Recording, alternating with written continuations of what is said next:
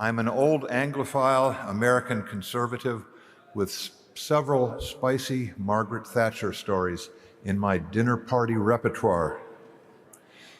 Lady Thatcher and I have been communing about national conservatism and this new movement, and I'm happy to report that she is totally on board. Do you have any idea how many schools sing God Save the King?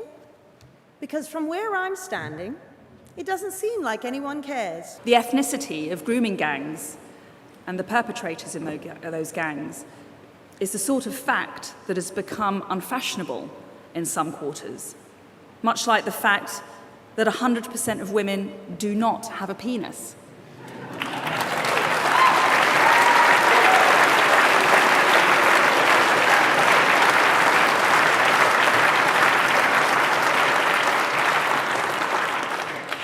And it is absurd that we find ourselves in a situation where this is a remotely controversial statement. But the cordon sanitaire, which used to exist around nationalism until recent years, existed not because we didn't trust the idea of love of country, not because, I would argue, there was anything wrong with nationalism in a British context. It all came from a recognition that there was a problem with nationalism in a German context. And that is simply a historical fact. But I see no reason why every other country in the world should be prevented from feeling pride in itself because the Germans mucked up twice in a century. I was in one particular meeting it was either February or March 2018, and one of the Momentum members got up in a room full of people and he tried to embarrass me, tried to belittle me, and he said to me, "Oi, Anderson, have you ever read the works of Karl Marx?" And I said, "Well, funnily enough, no, I haven't, and I don't intend to." And then he said, "Well, why don't you off then and join the Tory party, Tory boy?" So I stood up and I said, "You know what, mate, that's not a bad idea." Liberal individualism has proven to be completely powerless to resist the cultural Marxism that is systematically destroying our children's souls. When culture, schools and universities openly teach that our country is racist, our heroes are villains, humanity is killing the earth, you are what you desire, diversity is theology, boundaries are tyranny, and self-restraint is oppression, is it any wonder that mental health conditions, self-harm, suicide, and epidemic levels of anxiety and confusion characterize the emerging generation? The state is a natural extension of society in which the family comes first. There is often a tension between the state and the family. We see in communist regimes particularly a hatred for the family because the family is an alternative power base. It is in its way a mini-state. Often my young teachers complain to me about not being able to find a boyfriend or a girlfriend because young people in their 20s are leftist identitarians, and my teachers' views are deemed unacceptable by our cultural gatekeepers. The normative family, held together by marriage, by mother and father sticking together for the sake of the children and the sake of their own parents and the sake of themselves, this is the only possible basis for a safe and successful society. I understand the goal of conservatism is to protect fundamental rights, enhance the dignity and potential of human beings, and in doing so, forge healthy communities that make possible extraordinary collective achievements. The left, on the other hand, sees the purpose of politics as to eradicate the existence of inequality, even if that comes at the expense of individual liberty and human flourishing. I would also suggest that instead of only talking about minority rights, we also once again remember that there is a thing called majority rights. That as important as minority rights are, majority rights matter as well. You might like to help 0.2% of the population, but how about giving a damn about 51%?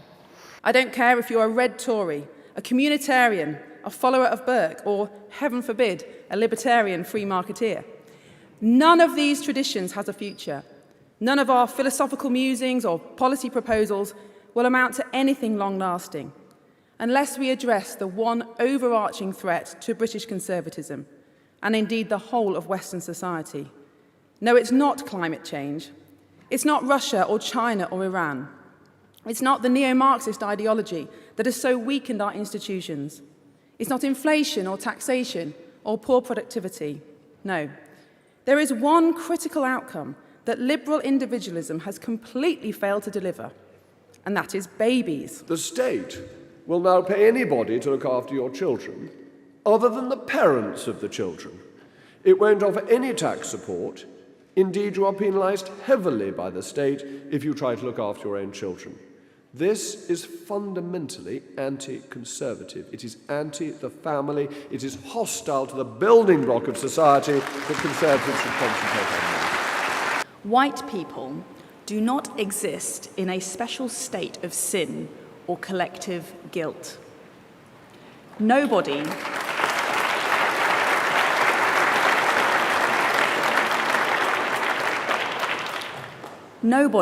should be blamed for things that happened before they were born. The defining feature of this country's relationship with slavery is not that we practiced it, but that we led the way in abolishing it. Marx was right in the 19th century when he said that capitalism causes all that is holy to be profaned and all that is solid to melt into air. Parties that try and gerrymander end up finding that their clever scheme comes back to bite them, as, dare I say, we found by insisting on voter ID for elections, and we found that the people who didn't have ID were elderly, and they by and large voted Conservative. So we made it hard for our own voters, and we upset a system that worked perfectly well. It was one of the glories of our country, actually, that we did on an honesty basis when the real problem is with postal voting. So don't get too fretful about random schemes brought up by the socialists, because gerrymandering doesn't really work. Conservatives will always be the party of law and order. And I make no apologies for the public order legislation that I've introduced even in the last month. The coronation took place round the corner from where we are today. The nation and millions of people around the world valued and respected what it saw in Westminster Abbey. And I was determined that they should be able to do so. The people's right to freely enjoy that day trumped any claim of reckless, selfish people that they should be free to disrupt whatever they want without effective consequence. How much do you love your country? How much do you love the values that you claim to defend? Do you love them enough to tweet under your own name? Do you love them enough to change your child's school to one that's less woke and ignore the impact on your social status? Do you love them enough to do more than simply chat to your friends who already agree with you at dinner parties?